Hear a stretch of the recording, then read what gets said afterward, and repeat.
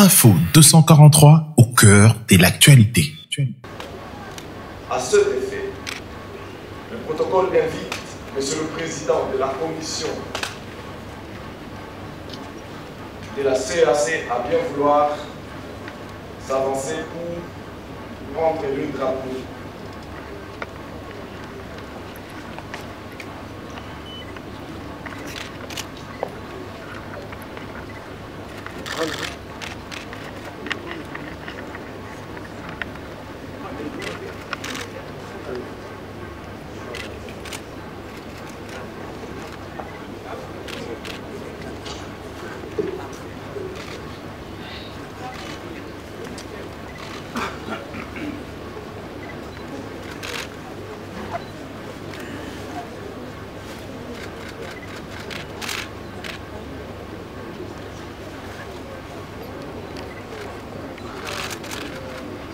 Le protocole invite Vos Excellences, Monsieur le Président de la République démocratique du Congo, Président sortant, et Son Excellence, Monsieur le Président de la République gabonaise, Président entrant, pour la remise des drapeaux.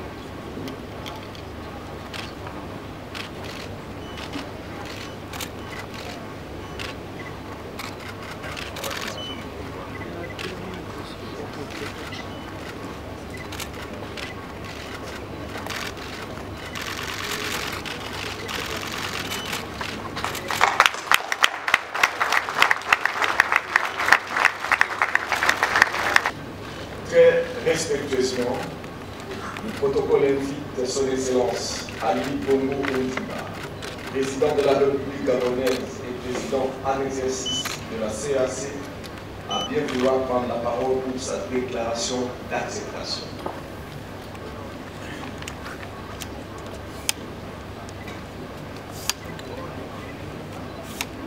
Messieurs les chefs d'État et de gouvernement et chefs de délégation, Monsieur le Président de la Commission de la CEAC, Monsieur le représentant spécial du secrétaire général des Nations Unies pour l'Afrique centrale, chef du Nord, Mesdames et Messieurs, nous sommes réunis ce jour pour notre traditionnelle cérémonie de passage de charge de la présidence en exercice de la CEAC.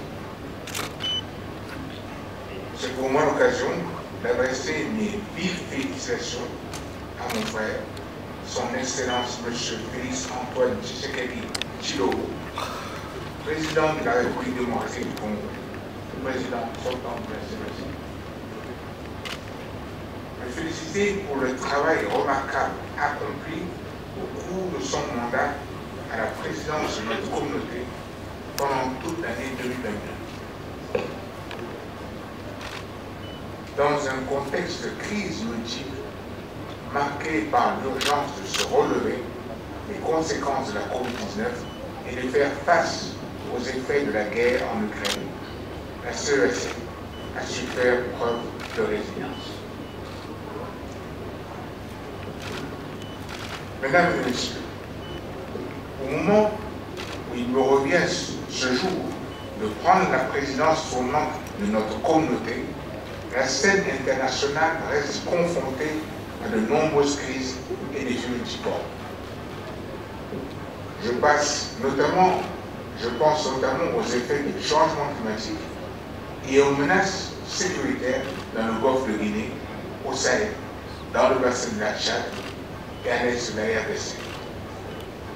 Toutefois, en dépit de ce contexte difficile, j'ai véritablement foi en la capacité de notre institution commune à relever, comme elle l'a toujours fait, tous les défis auxquels elle a été confrontée.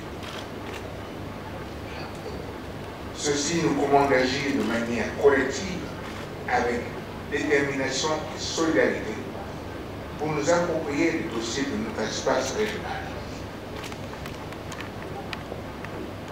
En ce sens, et tout au long de mon mandat de président de la CEAC, j'entends porter une attention toute particulière au chantier du financement de notre organisation communautaire.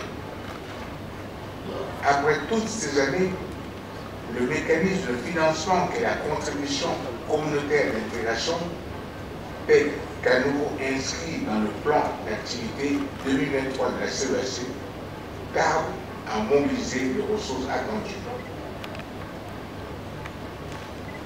Aussi, nous faudrait-il peut-être examiner les termes de sa modification ou de sa substitution par d'autres instruments plus appropriés.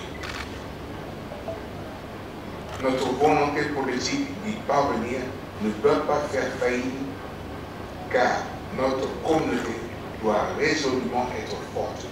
Et c'est tout le sens de mon appel à vous, mes chers pères. Un autre chantier est celui de la mise en œuvre de l'architecture de Yaoundé, afin de prévenir et de contribuer significativement à la lutte contre la piraterie et la criminalité maritime dans l'espace CEAC. La construction de notre communauté est une tâche exaltante, ardue et constante. C'est une mobilisation de tous les instants au bénéfice de nos populations, singulièrement les femmes et les jeunes, relais affirmé de la réalisation de notre ambition commune. C'est pourquoi nous devons multiplier toute initiative sur la scène tant continentale qu'internationale pour davantage promouvoir et défendre nos intérêts communs. Mesdames et messieurs, comme vous le savez, mon pays organise conjointement avec la France à Libreville les 1er et 2 mars prochains le One Forest Summit, 5e édition de la série de One Planet Summit, cette fois consacrée aux forêts. L'enjeu majeur de ce sommet est de faire avancer les questions de préservation et de gestion durable des forêts. L'objectif affiché est d'optimiser des solutions basées sur la nature pour lutter contre les changements climatiques et la perte de la biodiversité. En tant que pays du bassin Congo-Ouboué, le Gabon a toujours assuré une contribution de qualité à la lutte pour la survie de la planète. La rencontre de Libreville est l'occasion de démontrer que la gestion durable de la forêt permet de préserver les écosystèmes forestiers. Elle permet également d'augmenter leur valeur économique. C'est pourquoi j'entends également consacrer mon mandat à la consolidation de notre narratif communautaire sur la question de la préservation de la forêt. Cela passe donc par la gestion durable et la transformation locale du bois, ainsi que par la mise en place d'un système équitable de valorisation de crédit carbone et de biodiversité. Monsieur le chef d'État et le gouvernement, mesdames et messieurs, oui, je suis convaincu qu'il est possible de faire aboutir nos légitimes prétentions.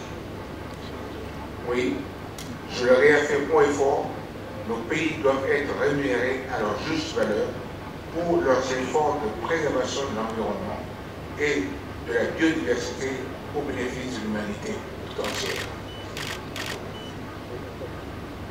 Qu'il s'agisse des forêts tropicales équatoriales ou des écosystèmes du Sahel, avec sa grande muraille verte, nous faisons partie de la solution au changement climatique. Pour cela, nous devons tous agir ensemble. Et maintenant, je vous remercie. Le 25 février 2023. Motion de remerciement. Nous, chefs d'État et de gouvernement de la Communauté économique des États de l'Afrique centrale, CAC, réunis le 25 février 2023 à Kinshasa, République démocratique du Congo, dans le cadre de la 22e session ordinaire de la conférence des chefs d'État et de gouvernement de notre organisation communautaire, témoignons notre gratitude à son Excellence Monsieur Félix Antoine Tshisekedi Tshilombo, président de la République démocratique du Congo, président en exercice de la CAC sortant, pour son bilan et les réalisations accomplies tout au long de son mandat à la présidence de la conférence des chefs d'État et de gouvernement de la CAC. Réitérons nos félicitations au président de la commission de la CAC et à toute son équipe pour les résultats obtenus au cours de l'année 2022, malgré les difficultés diverses liées aux contraintes financières, humaines et matérielles. Exprimons enfin nos sincères et vifs remerciements au gouvernement de la République démocratique du Congo et au peuple congolais pour la chaleur de l'accueil et pour toutes les dispositions prises en vue de la bonne tenue de la 22e session ordinaire de la conférence des chefs d'État et de gouvernement de la CAC, fait à Kinshasa le 5 février 2023. Excellence, M. Évariste Ndayishimiye, président de la République du Burundi, Excellence, M. Faustin Archange Touadéra, président de la République centrafricaine, Excellence, M. Denis Sassou Nguesso, président de la République du Congo, Excellence, M.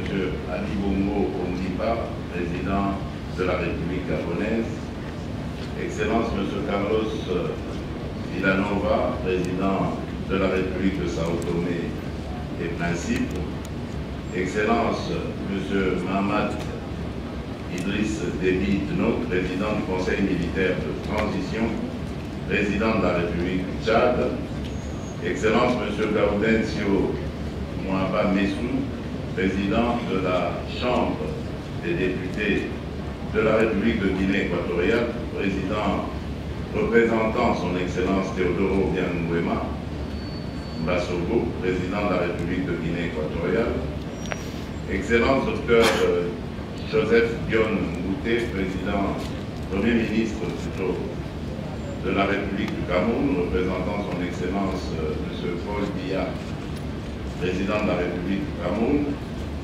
Excellence M. l'ambassadeur Ted Antonio, ministre des Relations extérieures de la République d'Angola, représentant son Excellence Joao Manuel Gonçalves Lourenço, honorable président de l'Assemblée nationale de la République démocratique du Congo, Excellence Monsieur le Premier ministre du gouvernement de la République démocratique du Congo, Monsieur le Président de la Cour constitutionnelle de la République démocratique du Congo, Mesdames et Messieurs les ministres des États membres de la Communauté économique des États de l'Afrique centrale, Monsieur le Président de la Commission de la Communauté économique des États de l'Afrique centrale, Mesdames et Messieurs les commissaires de la Commission de la Communauté économique des États de l'Afrique centrale, Mesdames et Messieurs, distingués invités, au terme des travaux de cette 22e session ordinaire des chefs d'État et de gouvernement de la Communauté des États de la Communauté économique des États de l'Afrique centrale, la CEEAC en sigle, je tiens à vous exprimer ma profonde gratitude pour avoir pris une part active à ces assises dont je salue avec satisfaction l'heureuse issue. Je ne puis également manquer d'exprimer ma satisfaction quant aux pertinentes résolutions et décisions qui ont été prises au terme de cette session ordinaire par la conférence, et j'appelle à ce que nous puissions collectivement veiller à leur mise en œuvre. Aussi, comme vous avez pu l'observer, Cette 22e session de la conférence des chefs d'État et de gouvernement de la CEEAC a abouti par l'adoption de la déclaration portant sur la politique intégrée des mers et des eaux continentales partagées de la CEEAC, ainsi que des principaux axes pour l'élaboration de la stratégie de développement de l'économie bleue durable en Afrique centrale. Cet engagement fort de notre part appelle à davantage de coopération et d'échange pour une mise en œuvre et une matérialisation effective de cette volonté collectivement exprimée. Enfin, j'aimerais souhaiter tous mes vœux de succès au président de la République gabonaise et président en exercice désormais de la communauté économique des États de l'Afrique centrale entrant, mon cher frère, son Excellence Monsieur le Président Ali Bongo Ondimba. Tout en vous renouvelant, Excellences, Messieurs les chefs d'État et de gouvernement, les assurances de ma très haute considération, c'est donc par ces mots que je déclare clos les travaux de la 22e session ordinaire de la conférence des chefs d'État et de gouvernement de la communauté économique des États de l'Afrique centrale. Je vous remercie. Info 243 au cœur de l'actualité.